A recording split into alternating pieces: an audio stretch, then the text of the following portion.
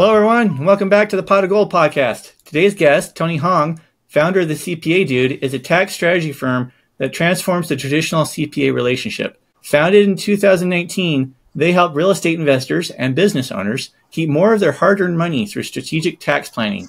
Their team brings elite experience from the IRS, Big Four accounting firms, and major tech companies. Helping to demystify the tax code, communicate in plain English, they are literally heroes in your battle against Uncle Scam. They're tech-savvy, accessible partners who don't just file your taxes, they help you build wealth with what you save. Tony, thank you so much for being on the show today. Well, thanks for having us today. Super excited to chop it up here, man. Yeah, this is going to be interesting. I've talked to a few accountants before, but I don't think I've ever had somebody who's CPA certified. Okay, all right, there we go.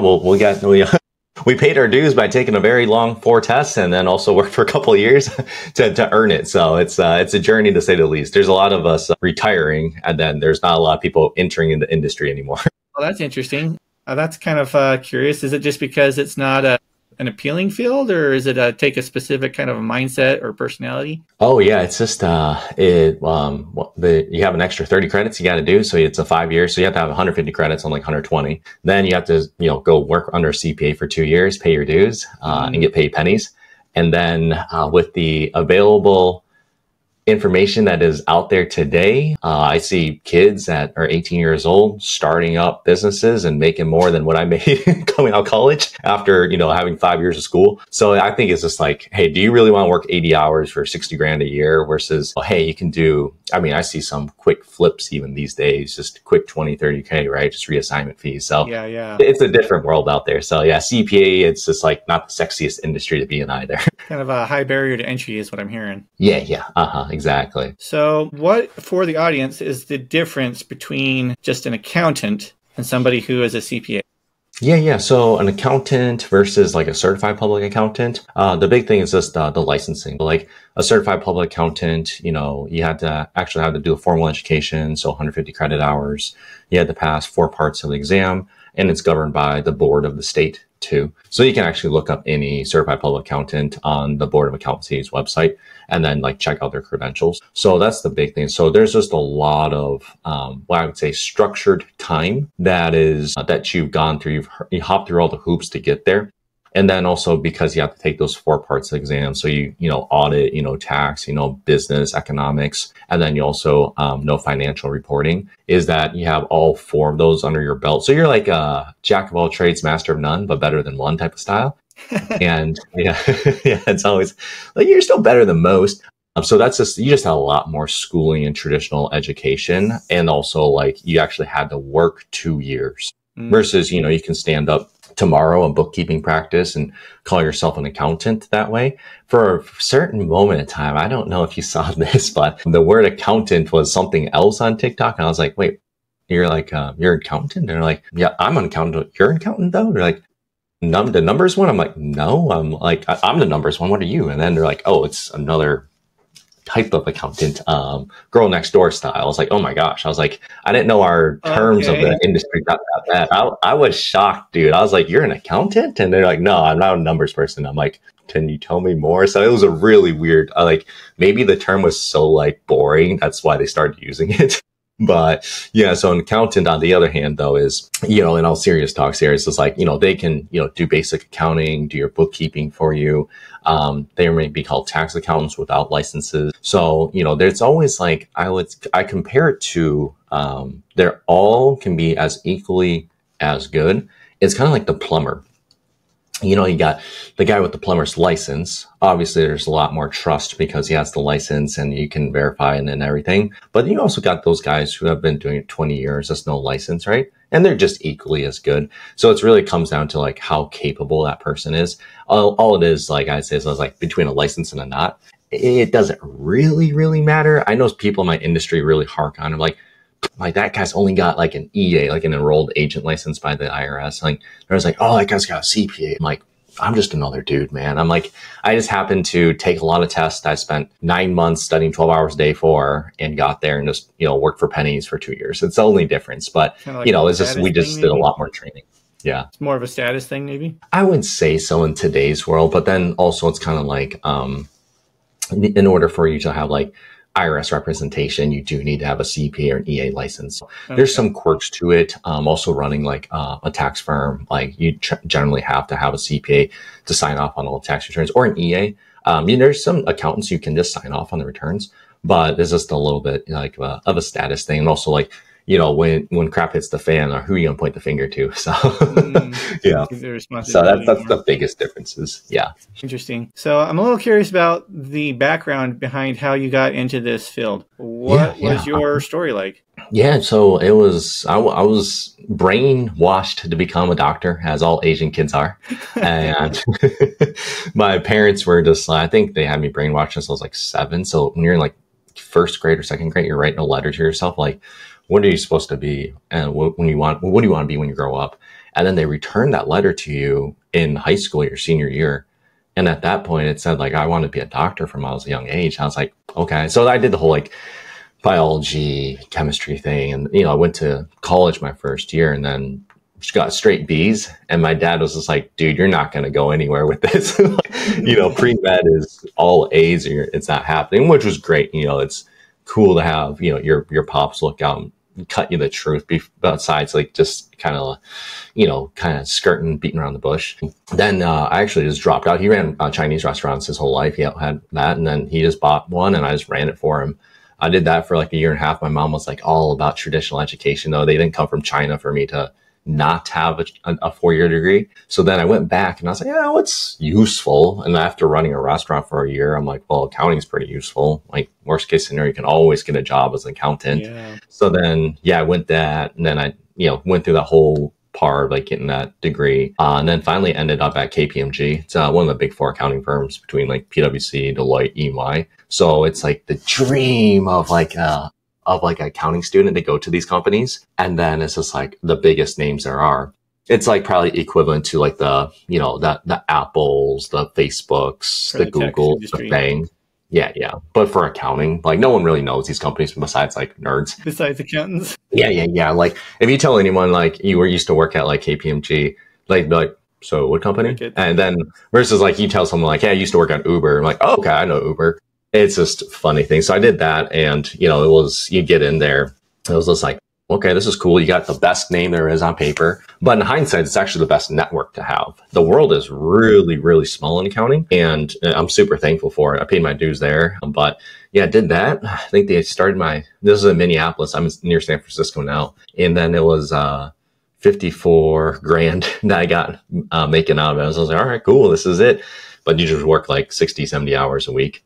And it's like a grind. If it's not those heavy seasons, then it's at least a minimum 50 for the whole year. And, it wasn't bad. I'm used to working 12 hours a day, but it's just kind of like, at least there's an upside when you work for yourself versus there's not when you're just working salary. So I did that. And then eventually, I moved over near San Francisco and then did a little bit of tech part. I worked at Uber, worked at DoorDash, and then I'd help tell people that. And they're like, oh, you drove? It's like times were tough. I'm like, no, I didn't drive. I was a tax manager there, and I was just like, okay, cool. Like, did that whole stint. And then I was just like, dude, it's expensive out here. What can I do? And I had a good buddy. And also my wife was like, oh, yeah, you got your CPA license. You should probably do something with it. And I was like, and then they just said it again. I'm like, oh, okay, screw it. I'm going to try filing people's taxes and got lucky to start as a side hustle, just doing some returns on the side. And then eventually it was just like, cool, we got good traction. COVID happened. That was a life-changing thing for myself. Was just, didn't have to commute 2 hours a day. Save that. Was able to grow the business. Everyone was online at that time.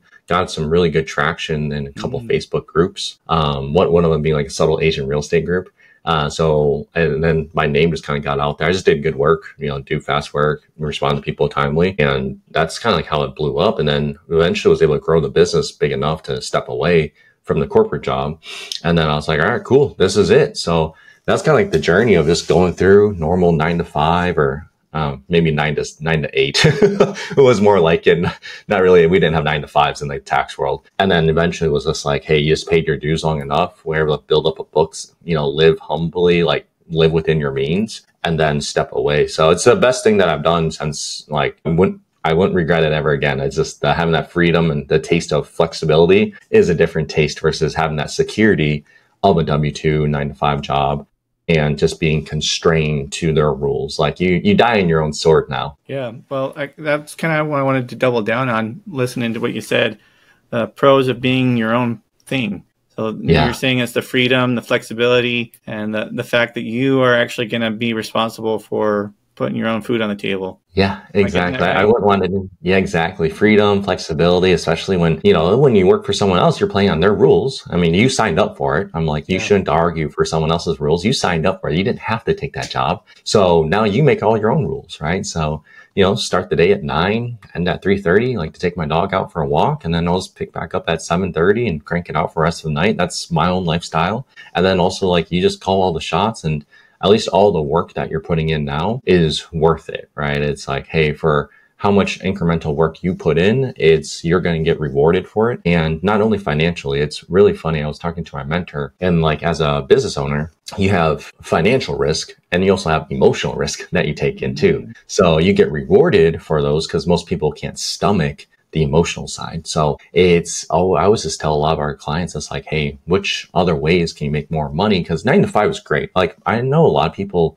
like knock on it. I don't think at the end of the day, whatever makes that person happy, that's all that matters. Like at 9 to 5 is great. If you're 9 to 5, you make like 100 grand, but you only work 20 hours. Well, I think that's a pretty solid life, right? You're really making 200 grand if you think about it. But, there's other vehicles and methods that make more cash if you want more cash. That being, a ton of our clients are in the real estate space. I think, and I pulled numbers and it was like 66 or 67% of people own rentals. So it's like, it's another path where you can still be 9 to 5, but, do a lot in the real estate space where, hey, you got something that's producing a few hundred, $300-400 a month. You get a handful of those. Now all your basic bills are covered. So I always tell folks, it's like, entrepreneurship is amazing, but you can do both at the same time. You can have the side hustle plus the W-2. You can have the full hustle, right? And just be your own boss. But it's just like really what's, inside your soul. Like, what do you really want to do? Because some people love their corporate job. And I'm like, hey, whatever floats your boat, my man. I don't mind at all. Yeah. Well, for me, in my situation, I still work a W-2 as a CNC machinist. And then I do the podcast and I'm building my little thing on the side. And it's been really enriching and fulfilling for me. And I like my W-2 job.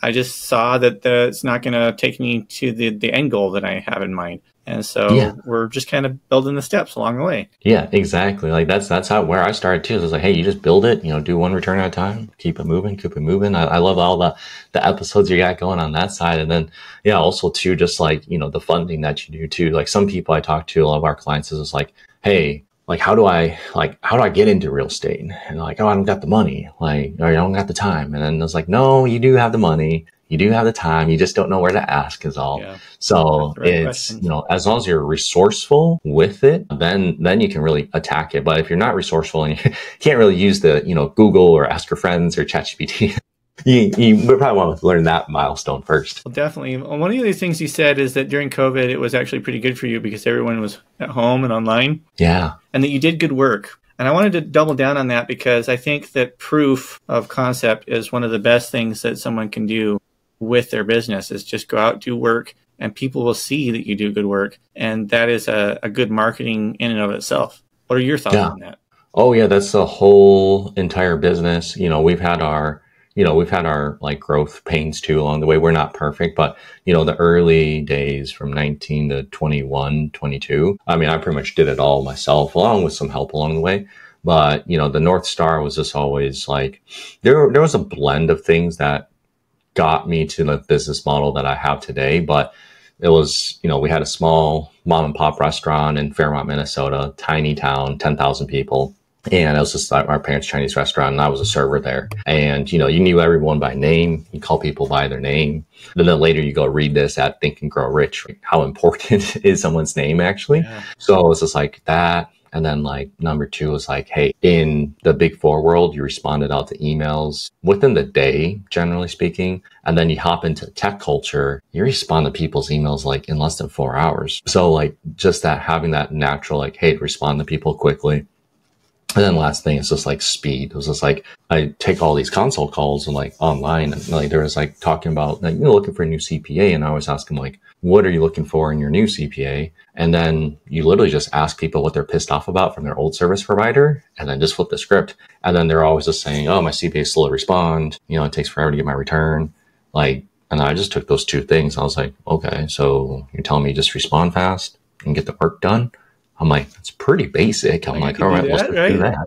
Yeah, right. Like, you literally told me those are the only two things you want me to do. Like, took 3 weeks to respond to an email, took months to get my tax return done. So anything less than that is going to be a win. So literally that's all I did. And then the bar in my industry is that low.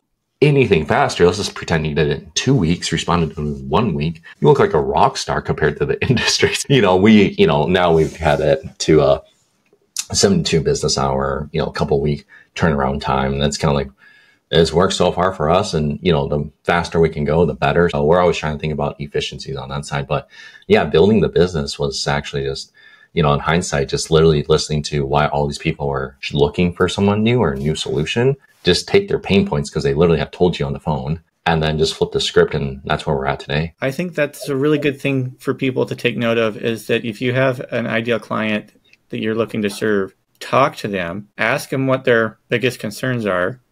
And like you said, flip the script and fix those things. That's your focus, is fixing the pain points that they have. Yeah, exactly. So it was like, it wasn't too hard to build. Very neat. I like that a lot. I imagine those are kind of the problems you ran into as you were building out, was just trying to figure out exactly what it was that your clients wanted. Were there other things that were like big sticking points or bottlenecks in your growth? And how did you get around those? Oh, yeah. That definitely not sunshine rainbows. I'll tell you that. It's been a journey, to say the least. It's, one was I documented nothing before.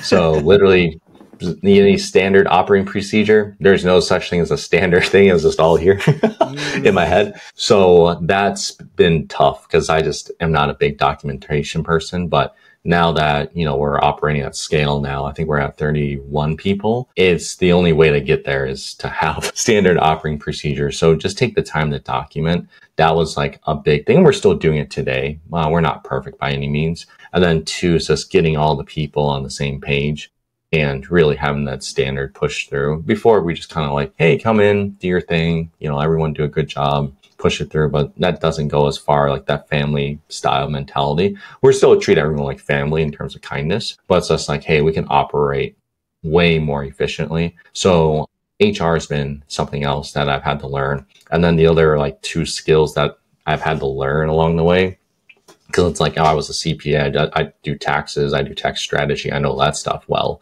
but no one ever taught you marketing, no one ever taught you sales. So then learning how to market, and then like, that's a whole challenge with this side. So it's, I appreciate it just having me on here. Just helps in terms of just like practicing speaking and talking. And then from there is just sales. It's like, before sales is like how to connect a sales call. I didn't even know there were sales calls. I didn't know there's all this sales psychology. Then you go in and see all these like different styles. I'm like, oh, then you have like, here's the process. And then it's like, oh, okay. Then you have like the objection handlers, and you have the follow-up process. I'm like, what? I'm like, dude, I just want to save people money on taxes. That's all I wanted to do. So you got to learn all these other business functions, but there's so much great material out there today. The biggest part is just zooming out and having that in place before you get too far deep. Yeah, I could see that being the case, because the farther you go in the wrong direction or compound the problems, the longer it takes to unravel that Gordian knot, right? Yeah, exactly. Yeah, kind of like we have to keep on just course correcting and adjusting. But that's actually one thing when I worked at Uber I think I worked there for like 2 years. Well, one thing that why Uber actually has so much bad press is their company culture is to do things really fast, mess it up, come back, fix it up from there. So that's why they had a lot of bad press, but also why they grew so fast, right? Is because they're willing to take those risks and understand that it's not going to be perfect, but hey, you can course correct along the way. So that's one thing I brought really well from working on there. And it was really funny though, when I went to DoorDash over there, go work for the competitor, their company culture was the complete opposite. Really slow, really, really methodical, thought out everything before they acted. And I was just, it wasn't my cup of tea at the end of the day. I was just like, I'm just used to going fast, messing up, and go and course correct as you see fit. Interesting. There's such a contrast between the two.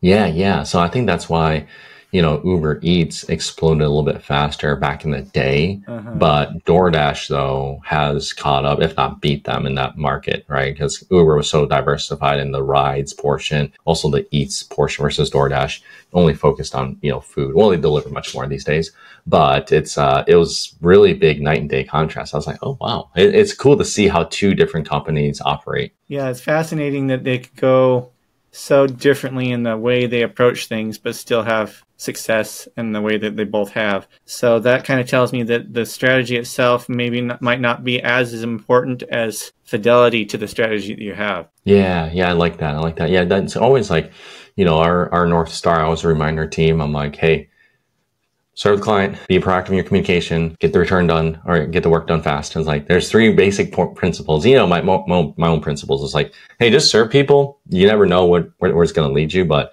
always say hi, like always treat people with kindness, treat all people the same. Like some people I talk to sometimes, they're like, oh, did you know blah, blah? And, they're like here and there. I'm like, no, like literally, I don't look at anyone. I'm just like, all right, cool. Everyone's the same to me. Like, it's just like, hey, you can be the most famous person, or you can be like, the hobo on the street. I don't care. I'm treating you the same way. Just treat everyone the same way and just talk to them like they're all humans and just kill them with kindness is my big thing. And you'll see where life takes you. Oh, well, we are all humans, right? Yeah. In different circumstances, but comes down to brass tacks. We all have the same kinds of things. We want the same things. We fear the same things. We worry about the same things. Yeah, that's a good reminder that you put there, right? It's just like, we all are the same. Like if you think about it, it's like you want the same thing that the other person wants. They want what you have. Like sometimes people lose sight of that. I think it's just like, hey, we got you need your basic needs met, and then afterwards you're like, hey, everyone's got their little hobbies that they want to do, but everyone still wants some time for themselves. They need some cash. They want to do a vacation, want to hang out with some friends. Like we're all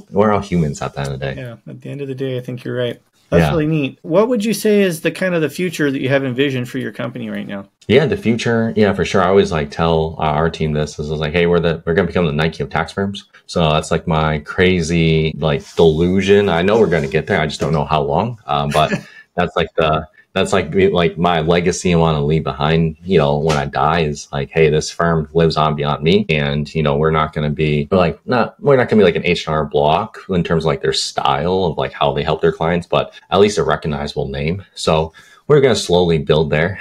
And I think we take a little different take in terms of how we service people, our branding, our image. The traditional industry is always like, Anderson, Hoong, Johnson, LLP, right? And it's like, why I was just like, hey, the CPA dude, like taxes suck already. No one wants to talk about tax code. No one wants, there's like, dude, what can I do to save money? And am I good? Am I not going to get audited? Can I sleep easy at night? And so it's like, hey, you can keep the tax lingo like boiled down pretty easy. But yeah, that's like a big thing is become the Nike of tax firms, just, treat people with kindness and really have that boutique feel at scale. So that's where we're headed towards. And then we'll see how, the whole AI play comes through. I'm pretty excited about it. So I actually double majored in information systems. Okay. So the tech side's always been really nice for me.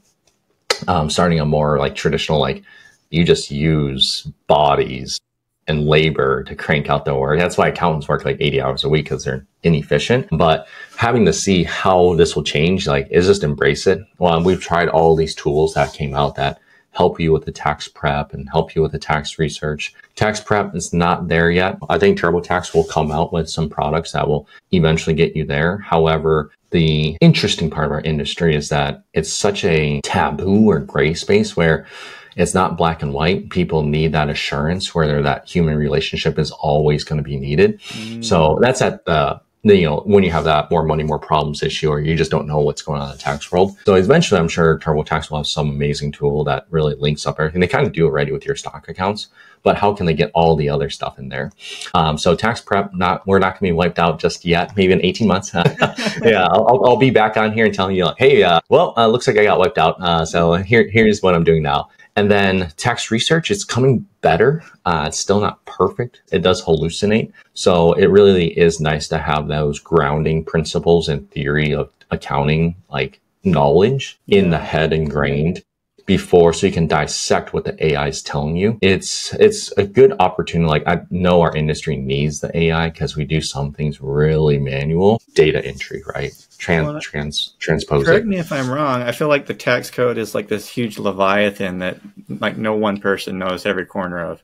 Yeah, no, it's, we only know small business, real estate, and high W-2, right? Like construction, for example, international tax. 10-foot pole, I'm not touching it. And it's like, just can't, I can't know that stuff. The only reason why I know real estate, small business so well is just because my parents had both. And, they're always like, well, how do we save on taxes? Right. And then when you see your own family's money at stake, and then eventually you invest in real estate, have your own business, you're going to figure out every way to save money possible. Then W-2, lived that myself too. It's like, hey, you got these bonuses, you got incentive stock options, you have restricted stock units, you have these pre-tax benefits. You figure out when it's your own situation, you figure out how to optimize everything possible. So that's the only reason why those three spaces is why we serve those, is because we're 110% confident we can serve that. But yeah, other areas we're like, nope, construction is a whole nother game. That makes complete sense to me, because I think it's Dan Martell that says that you are best positioned to help the person you used to be. Oh, nice. That's a really good one. Yeah. Then it's just like, who we used to be, who we still are today. And we run I always tell my clients the guinea pig. I'm like, any strategy that I recommend to you, 95 times out of 100, I've done it. I think almost every strategy I've done on myself. There's like even some super aggressive ones. I'm like, let me try it myself. I'll let you know if I get blown up under audit. So we'll see how those goes. But, just kind of practice what you preach, right? You can't be telling people, hey, like, I think you should do your accounting like this and not do it. Like, hey, like, you should invest in real estate, not invest, and you don't invest in real estate. Like, that doesn't make any sense, right? You got to, practice what you preach. Yeah, walk the walk. Yeah, exactly. Okay. Well, I really like that. So people that are engaged in real estate, small business, and is there anything else that you feel like you're particularly equipped to help with? Yeah, so those two areas are always huge for us.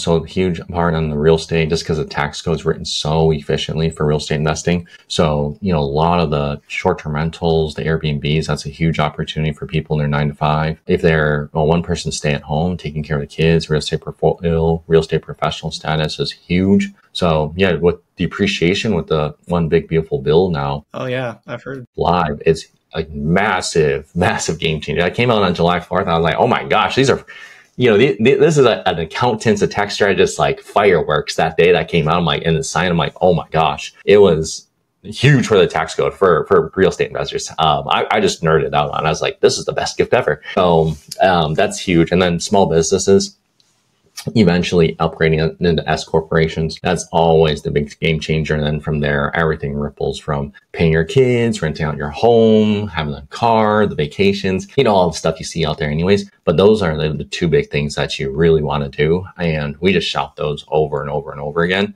And then if you're W-2, tax code's not written as efficient for W-2 folks, but there's still some stuff you can do. I always say, some plan is better than no plan. Yeah. And, even if you're W-2, don't think it's hopeless. You can actually still do some. You can have your 401k, maximize that out, put $23,500 away and get your employer match. If you have a high deductible plan, get yourself a health savings account. That's probably the most slept on account. The health savings account has been a big thing for us, because every time there's a health emergency of some kind, we just use that. We don't have to worry about dipping into our day-to-day funds. And our bills. Exactly. So it's been really good. I was hoping that you could kind of go into the big, beautiful bill a little bit and what depreciation is, just for the audience, so that they can understand exactly what that's going to be doing for real estate investors. Oh yeah, depreciation. I call it the 8th world wonder, maybe the 9th world wonder, because compound interest may be number 8. So depreciation is like maybe 9, but this is literally how the rich don't pay taxes. So depreciation, in simple terms,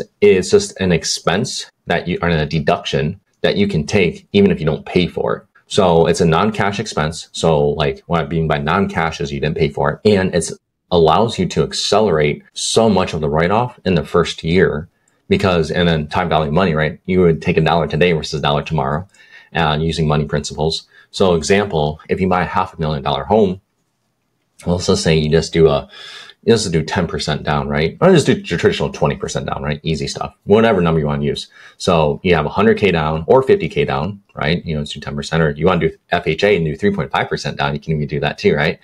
So you have, I'm using the 10% one because it's a super easy example. You buy 500,000 a home, you put $50,000 of cash out there using depreciation. Now that the tax code reverted it back from 40 to 100%, and you can use a cost segregation study, which essentially just, a fancy study that says how much you can write off the first year. And you can take, easy, a little over $100,000 of a deduction, even though if you paid 50 grand for it. So it allows you to like stretch and push your deductions without you having to pay for it. So if you do this at scale, also let's say you go leverage this, say 3.5% down on 500 grand, so a little bit under 20 grand, and then you house hack that home. Then you also so you house hack it and put on Airbnb, you live in one room. You could take well over $100,000 depreciation on that home that you only paid, 20 grand for. And the other part is just like, now you can use, 0% interest credit cards for 12 months, furnish the whole thing. So it's just like, hey, you don't have to, come out pocket to furnish it. These banks will lend you out easy, depending on your credit score, easy 20 and 50 grand out, 0%. And then you have 12 months to pay for it. And then the Airbnb income's going to have it and your house is going to be paid down. So the real estate I could go on and on and on about. But yeah, that was the one big thing that I was like super lit up about from the big, beautiful bill. There's so much stuff, but also we actually need to create a guide for all of our clients too. I'm happy to send that out to, anyone listening. Just message me on like Instagram, the CPA Dude over there, and then just big, beautiful bill, like BBB. And then I think our automation should be set up to send that over to you. So there's a host of good stuff in there. The other cool one that was in there was, that was kind of fun one, or Trump accounts. That says if you have a kid from 25 to 28, they'll give you $1,000. Yeah. Okay, you heard about it? Yeah. You get a free $1,000, and then anyone can put 5 grand in each year, and then your employer can also put 2.5K in. So anyone that has a kid this year or between 2028, be like, hey, can you fund my child's Trump account? Put 2.5K, and it works just like a traditional IRA. So it'll grow all tax free, and then when they go to college, they can take it out tax free.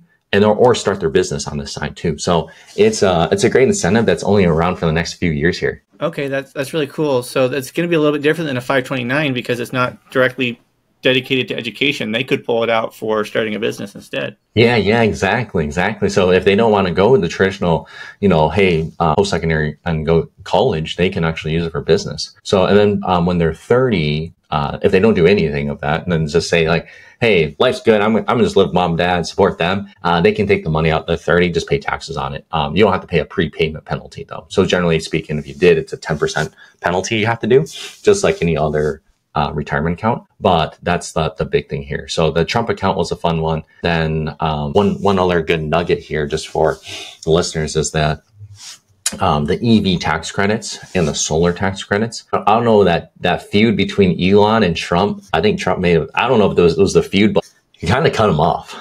And the big thing is that if you want to buy an electric vehicle, not that many people, I think 5% of the population in the whole US has them. But until September 30th, you can buy an EV vehicle, an electric vehicle, and get a $7,500 tax credit. But it will go away on September 30th. So that's the tough part there. It's just like, so you guys got a month, go out and buy your Tesla. Exactly. Yeah. If you ever wanted to, right now's the time. There's some restrictions on it, income restrictions, how much the vehicle is and all that. Okay. So that's going to be the big thing there. And then the other one that was kind of like an FU to Elon or Mother Nature. This one I didn't quite agree on, but it was the solar tax credit for your solar panels on your home. So I'm in California. And it's always sunny here, right? So that one's going away end of the year. So the reason why that one is not as hot in my opinion is just because it's 30% off on your solar panels. So if you buy like a $50,000 system, the government's giving you 15 grand for free. So the system's only $35,000 out of pocket. But what people do is you just take a loan out, and that loan just replaces what your electricity bill will be. But usually, depending on how much your electricity rate is, like over by me, you would break even after 7 years. So, and then the rest of the time you're alive, right? You're just getting free solar, free electricity. So that's going away at the end of the year. And I was like, oh,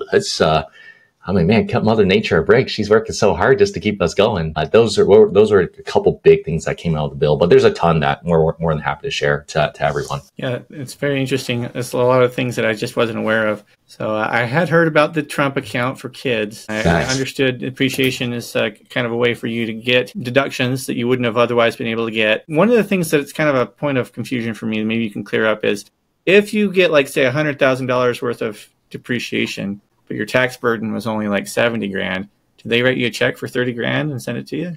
If you overpaid or you had that much in withholdings, then you'll get a refund. Now, if you don't, if it's in excess and you didn't have that much in withholdings or you had too much, you roll it over to the next year. So whatever you don't use in the current year, you'll just carry over as a net operating loss. And then you'll use it that following year. So depends on like how much you withheld on your account, but generally like from your W-2 job, you get all that money back, generally speaking. So we've had people making, $250,000 and, they'll generate easy $250,000 loss on the property, and then they'll get their full tax refund back, and then they'll have a little bit extra left over if they use it all. Very neat. I'm glad that that's the kind of how it works. So there's a bit of a concern there that maybe you just lose some of it because you didn't, it was like a use it or lose it kind of a thing. Oh, yeah. Uh-huh. Yeah, no, that's the appreciation. It keeps on carrying over and over and over. And it's really why real estate's such a great vehicle to get into, is because the tax code's written for it. And then say you have excess losses each year, you're able just to carry those forward, even if you don't use them. So a great strategy is like you get one rental and so say it's generating a loss on paper, right? Of course, it's cash flowing like in your bank account and in your pocket. So it's always like paper poor, cash rich. And say next year you buy another one that's profitable, you can actually use the losses from property A to offset property B. So it's just why the snowball goes. I always joke from a real estate side is like, hey, first one's free. It's like a drug and you just keep on having to go and go and go. But you kind of you get the bug. But then you really start, this is the big thing, like, taxes, you're saving money on a certain number, right? So no matter what, if I do my job amazing, the best I can do for you is give you a 100% return, which is, don't get me wrong, it's amazing, right?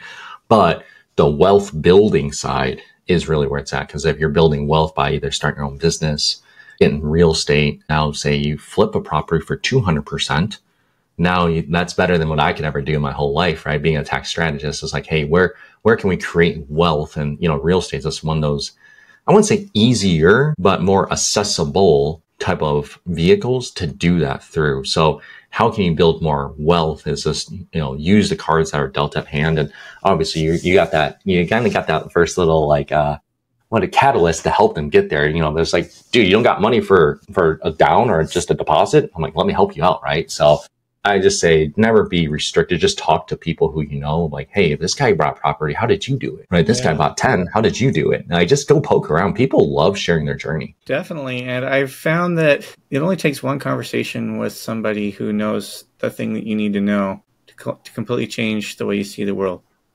Yeah. And it makes it all the more important that you reach out and talk to people and interact with other human beings, because you don't know. It could be the next person you talk to tomorrow that is going to be able to completely change your life. And that's happened to me several times along my journey as an entrepreneur.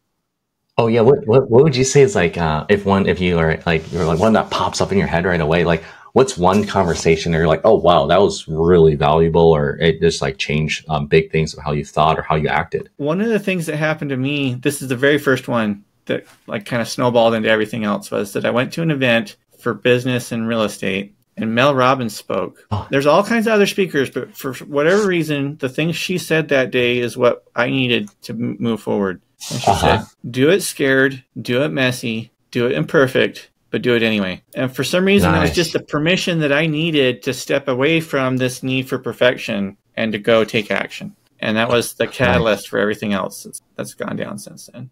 Oh, okay. So probably without that, I'm sure you probably would have gotten this podcast eventually, but do you think because of that, you got this podcast started up faster? Yeah, definitely. 5 years ago, you would have told me that I was going to be a podcast host interviewing people about their businesses. I would have told you you're crazy. Go pound sand. Because I was scared to talk to people. Mm-hmm. Like a little bit about my story. The audience is already familiar with this if they've been tuning in. When I was 18, I went out to go to college for the first time. I was excited to go. make my story in the world. But the first thing that happened to me was I had a roommate with schizophrenia, and we got into a fight one night, and it ended up being an altercation where I went into my bedroom to cool off, and he didn't cool off. Next thing I knew, he busted down my bedroom door. I turned to look at him, and he hit me in the face, and he shattered the whole right side of my skull. And so I was in 9 months in recovery and a good 15, 18 years being scared to even interact with other human beings. And so the fact that I was able to get that permission from a person who wasn't even talking to me directly because she has no idea who I am, but the things that she said allowed me to kind of heal over some of the mindset issues that I had. And I'm going to be forever grateful for that, because I realized that I don't have to be interacting with people one-on-one. I can talk to them via this podcast format. And maybe there's somebody out there that'll hear something that I say, the lessons that I get to pass on, and it might change their entire world. Oh, yeah, that's strong, man. Oh, holy goodness. That's wild. I'm glad that sparked it and just really kind of changed it. And now you can put this out there for everyone else to hear. And one day they're going to just come back and be like, oh, it was this one podcast I listened to, and boom, right? The high gold. So it's like, I love the journey on that side. And you're working hard on this too. It's been really kind of an amazing thing, because you don't know the impact you're going to have. So just go out and do it. If you have a dream, go chase it, you guys. Yeah, definitely. That's the one thing too. Unfortunately, I learned about this guy in college that, I just partied with, and we got along really well. He's a restaurant kid too. Like restaurant kids, I always get along with really well. And then he unfortunately passed like 3 days ago. And I was just like, oh my goodness, like life's so short. Yeah. It's kind of, I don't know, the older that I get now and I see more of these, I'm just like, what am I, like, not necessarily what am I doing? I love what I do every day, but like, should I work those extra 3-4 hours or not? Should I just take a break and, just go play Mario Kart with my wife, or go take the dog out a little bit longer? It kind of just gives you, myself, I just kind of get spooked each time it happens. But like you said, like, just get out there, go do what you love, and don't be scared to do it. Yeah. Don't wait, because you don't know. Yeah. You don't know if you get the chance if you wait. But I really have enjoyed our conversation today, Tony. I really appreciate you coming here on the show.